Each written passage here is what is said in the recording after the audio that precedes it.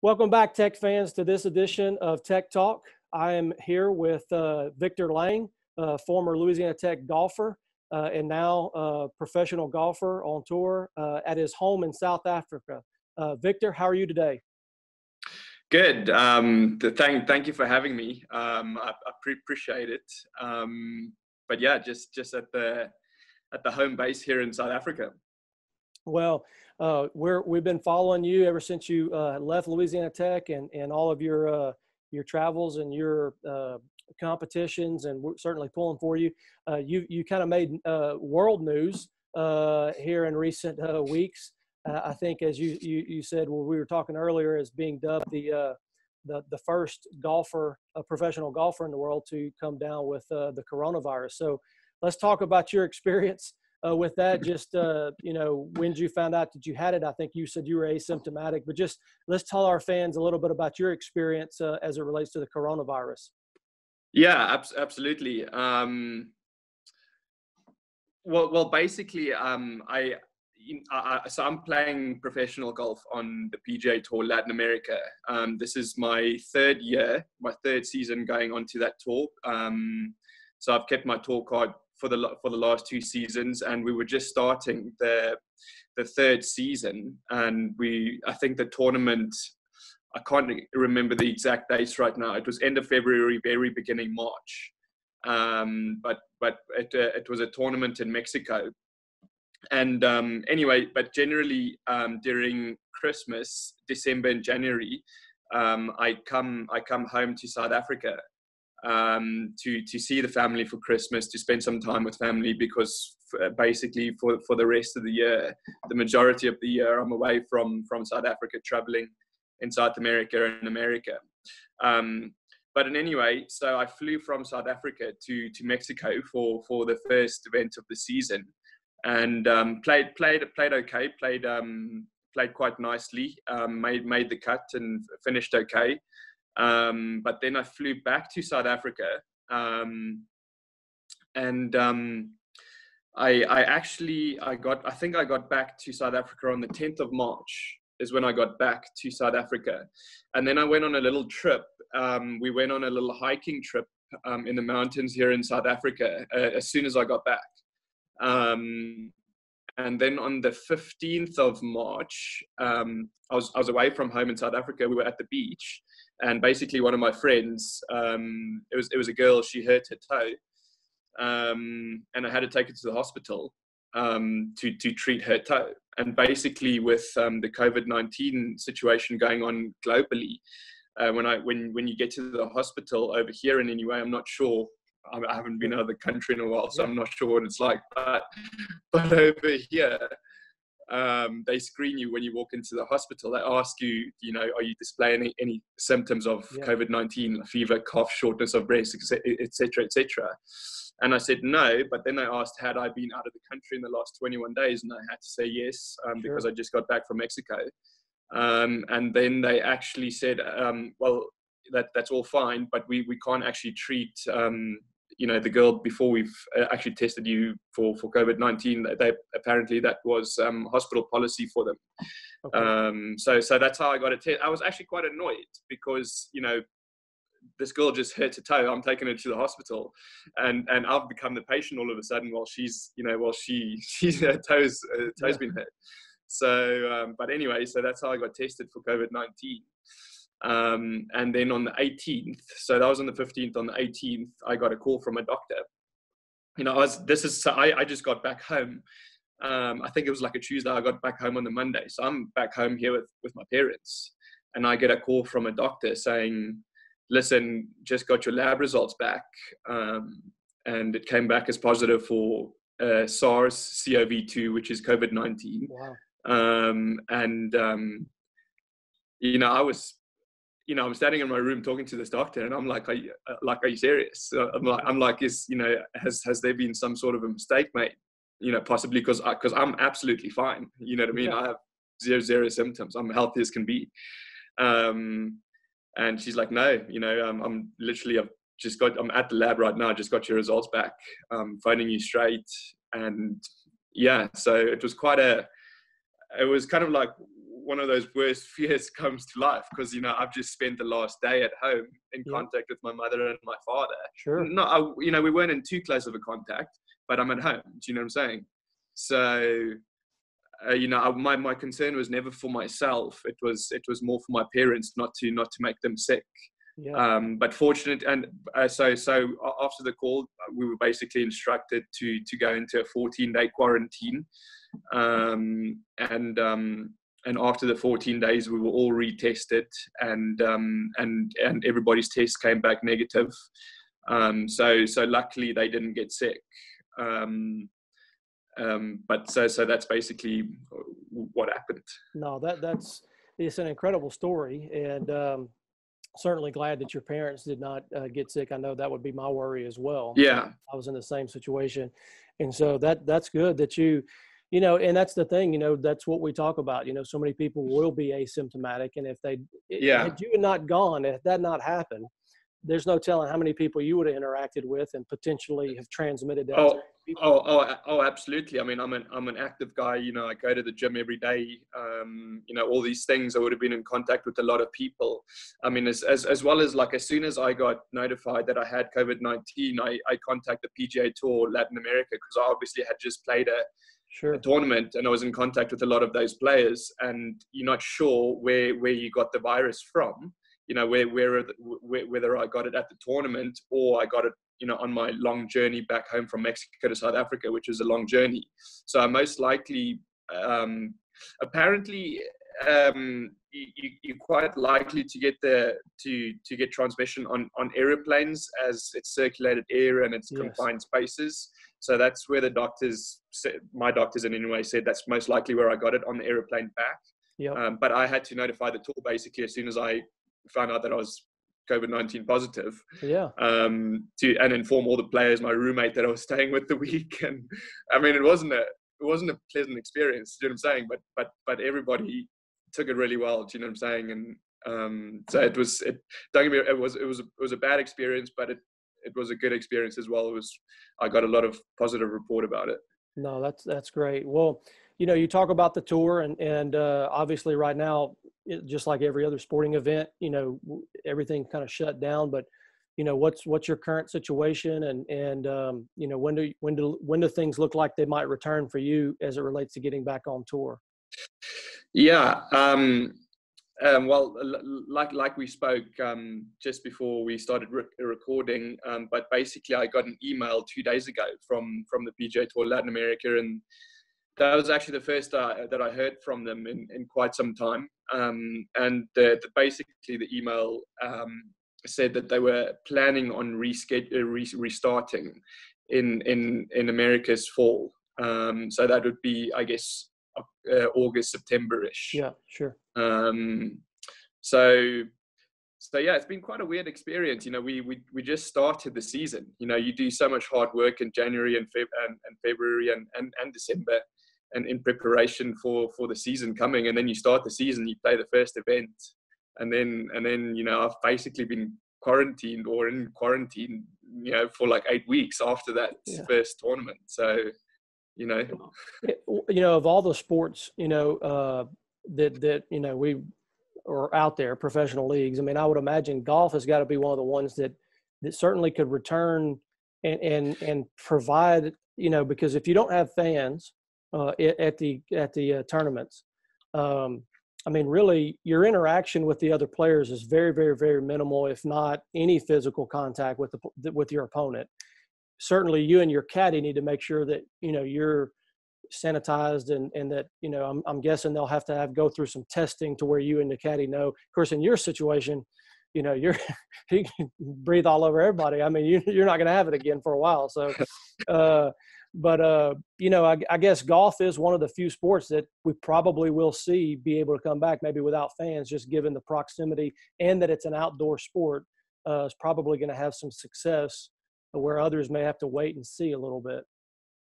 Yeah. I imagine golf would be certainly one of the sports that could resume. I mean, I know that the PGA Tour is planning on resuming in a couple of weeks from now.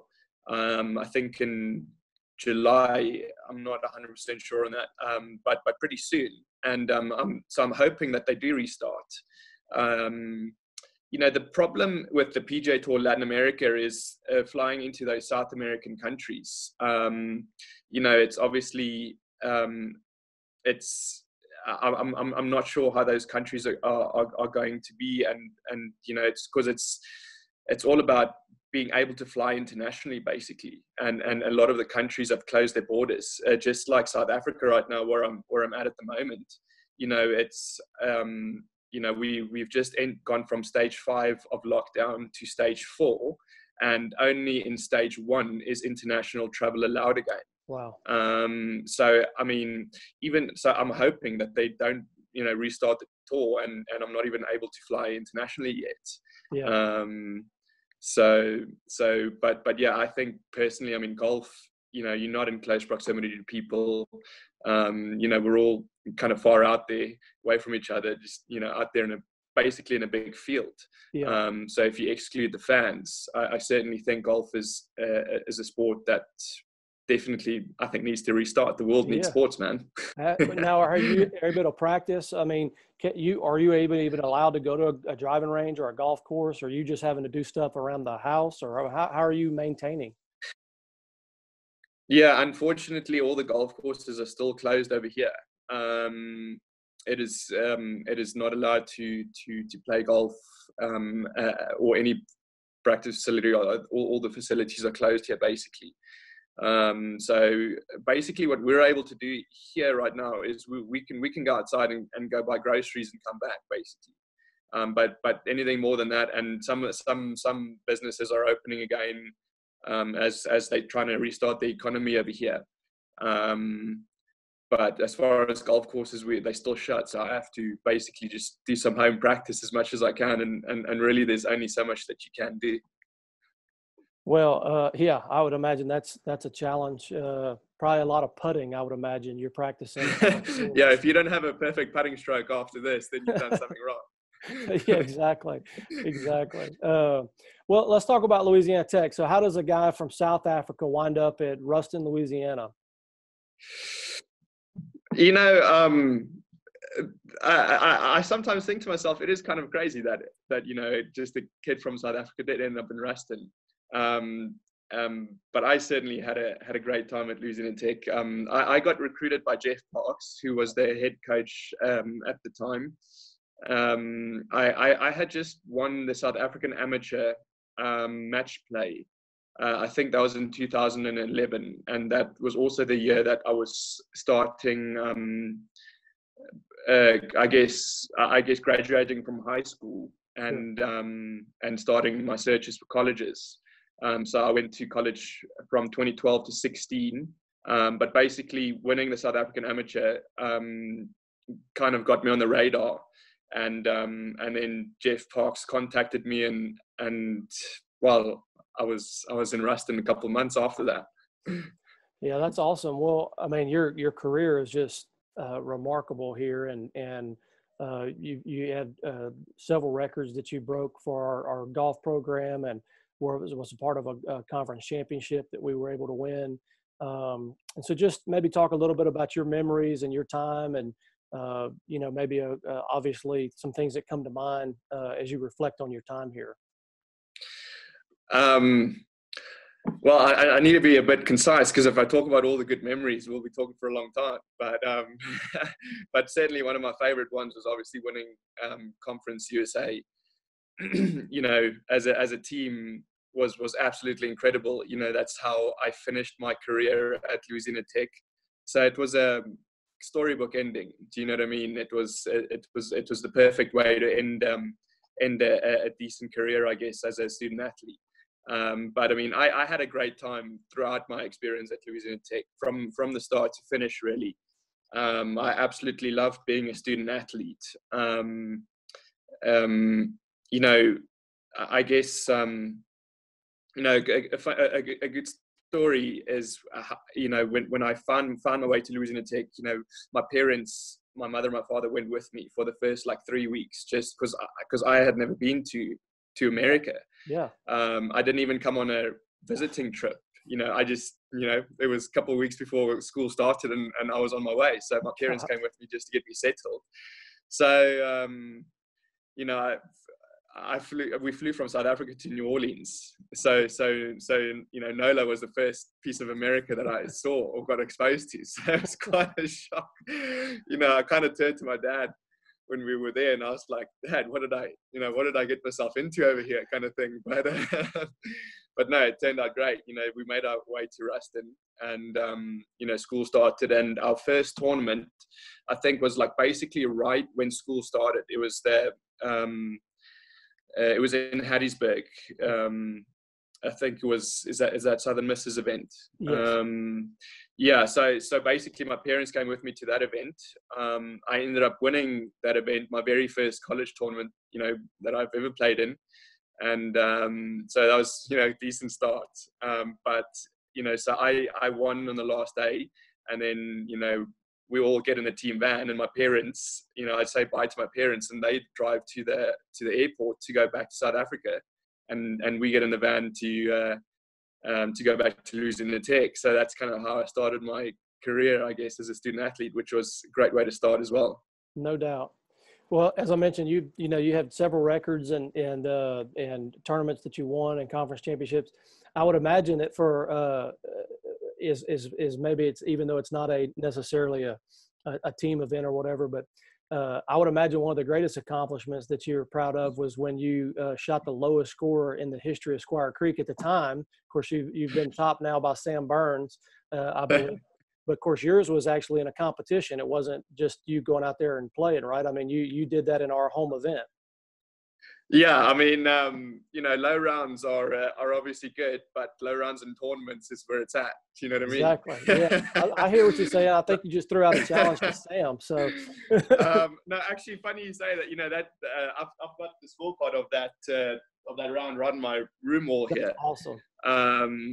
So that was certainly a highlight of my career at Louisiana Tech. I mean, that was such a fun day, man. It was last round. Was it 60? It was a 62. 62. I've shot a 62 as well on the front nine.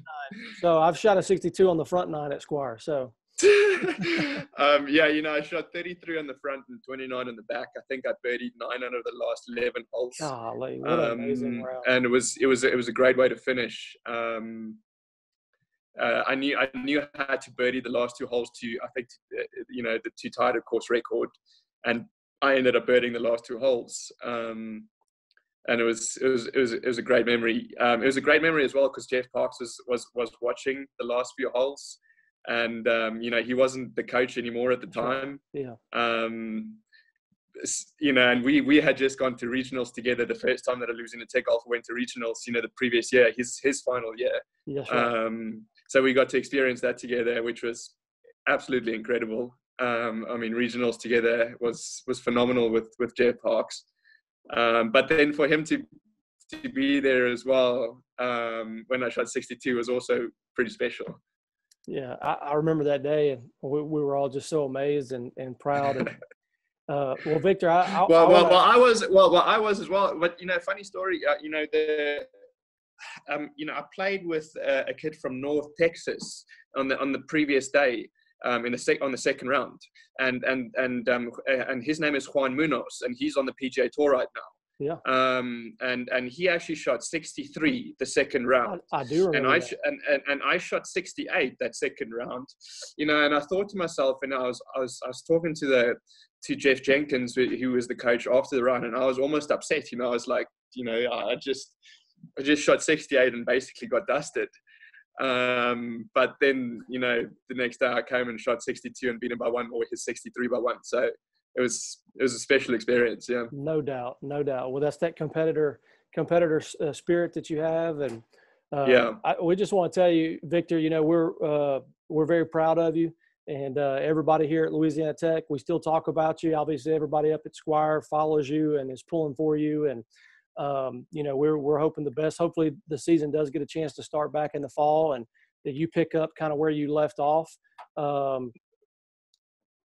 and are able to just to continue to do the things that that you've been able to do. But so, first of all, we're so grateful that you're healthy, and that you didn't get really greatly affected by the coronavirus, and that it's not affected anybody in your family. But again, just I thank you so much for joining us. We were talking about it. You and I didn't know what Zoom was 6 months ago, and now we're having a chance to interview each other halfway across the world. But we are proud of you. You are Louisiana Tech, and we're proud to call you family and a Bulldog. No, thank you so much. I really appreciate everything. Thank you so much for having me on. I mean, I've actually, I've been living in Ruston the last 3 years. Yes. And I've still been practicing out at Squire Creek, and basically traveling from there. And Yeah. And I was actually supposed to be in Ruston right now, but the whole situation as everything happened, I mean, we got locked down in South Africa. And Squire Creek has been great to me over the years as well. So I also just want to say thank you to everybody. But I'm a Bulldog at heart. I always will be. Absolutely love Louisiana Tech, and I had an absolutely great time at Louisiana Tech. So thank you as well from my part. Well, thank you so much. Well, we do pull for you, and we wish the best. Tech fans, this is the latest edition of Tech Talk. We're here with Victor Lange, and go Bulldogs, and good luck to you, Victor. Thank you.